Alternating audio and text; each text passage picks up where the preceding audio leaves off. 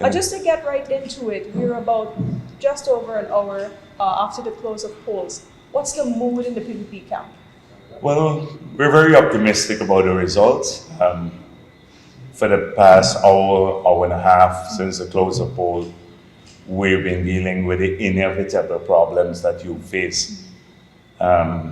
Some presiding officers not following the instructions. For example, the CEO issued a clear instruction that a number of people can witness the poll. There, in some cases, some of the presiding officers were not allowing those people to go in to witness the count, rather. And so we've resolved those issues as we went along. And then also, some of the observers kept calling me and saying they were told that there's no space Yeah. in the polling place to observe the count. So these are some of the issues that have come up so far. And then the inevitable problem of APNU and their antics, running around a couple of the polling places saying the PPP is here to steal the ballots, trying to excite people. So that is what we're about.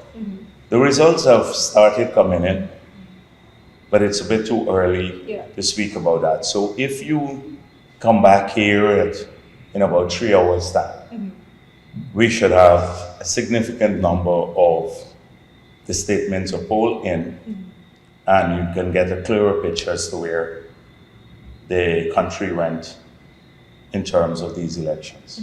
SOPs aside, both yourself and opposition leader Aubrey Norton spoke about APNU strongholds today. You've been very clear that the PPP wants to take control of those strongholds, especially Georgetown. Are you confident that enough was done? Not to take control, control is the word they use. We would like to get one opportunity in these areas after they've been managing many of these communities since independence to prove that what we're doing at the national level, we can replicate in these areas.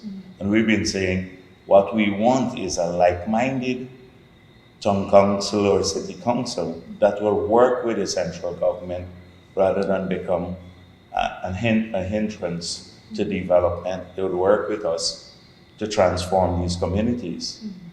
And so we wage a great campaign, I think. In these areas, we pushed very hard. And in doing so, the country saw that we're the only party that stayed on message of what we will do for these communities. APNU was into vilification of individuals and spreading rumors like we plan to increase taxes and get rid of the vendors and sell out their land in the city. We stayed away from that. We focused on the message of progress and development.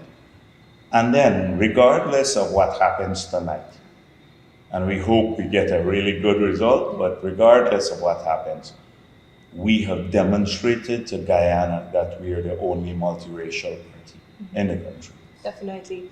Additionally, already the PPP can claim at least 13 local authority areas out of the 80 in total. How does the party feel about that, knowing that and going into these elections? Yes, so it's something you shouldn't be boastful about these things, but we have a very strong party, and the strength of our party comes from our faithfulness to people and to our promises and to the development of our country and working for all of Guyana. And that's where our party has its strength. And it's been growing every day. So we won these 13 areas before the elections were held today. And so sometimes it's not all great to do that because some of these areas are some of the most populous parts of Guyana, like the Port Morenton DC. Yeah. So nobody will be voting. So if you look at our overall votes, it will be lower because we're not getting a single vote from there. We already won it. There was no election. So it would affect the overall vote. But I think, but notwithstanding the work that we won these areas, we put great effort into campaigning in all the other areas, going to every home. It's very hard when you're an incumbent party to excite people. In 2018, we managed to excite a lot of people to come out, particularly from our strongholds, to, because there was a cause getting rid of acne. And people in the country at that time were very unhappy with acne. Now, a lot of people in our communities, they say that's a stronghold. They say we'll wait for the general elections. These are not so important. They may like the party, but they may not like the candidate. And so, a lot of other issues you're faced with.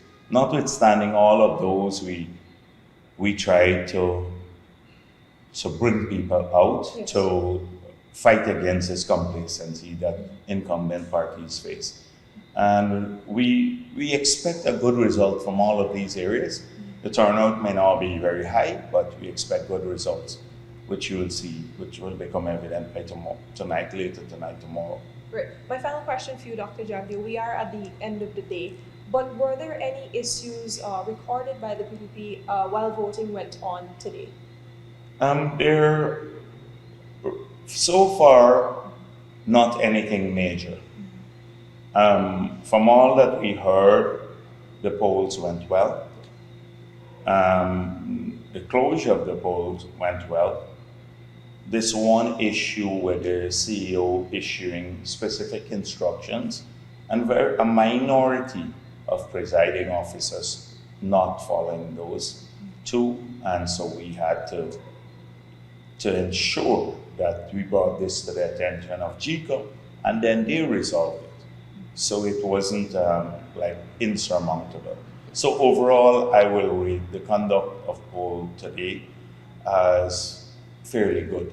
Yeah. Thank you, Dr. Jagdeo. You're welcome.